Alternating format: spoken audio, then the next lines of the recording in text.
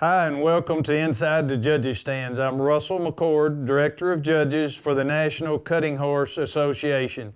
Each week we're going to take an in-depth look into our 21 judging rules and credits and various issues that have to do with judging and monitoring.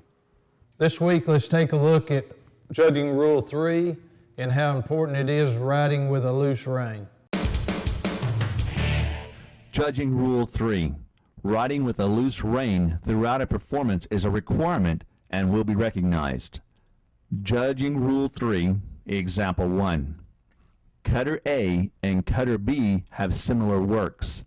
Neither move their hands after putting their horse on a cow. Cutter A's reins are adjusted so that it is obvious that his horse is turned loose. Cutter B's reins are notably shorter. The judge never actually sees Cutter B's reins tightened against the bit.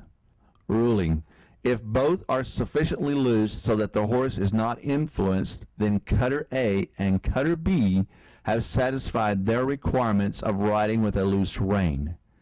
If Cutter B's reins were tight enough to attract the judge's attention, even though the bits were not bumped, run content will be lowered. Okay, now remember, it's a requirement now to turn your horse loose. In other words, you got to have plenty of slack in those bridle reins. You can clearly see here on this contestant, he's got his horse turned loose with plenty of slack in those bridle reins. Okay, let's take a look at the length of the bridle reins on this contestant. You can clearly see that the reins are extremely short here. You're going to lose 1 point for each cow that those bridle reins are tight.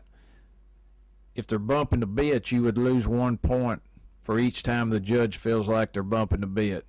But if the bridle reins are just simply short and the horse is not released, the judge is going to take 1 point off for each cow.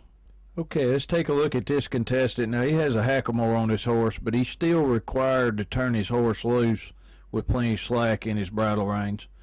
And once he drops his hand here, you can clearly see that there's no slack in the bridle reins whatsoever. So he's going to lose at least 1 point per cow, if not more.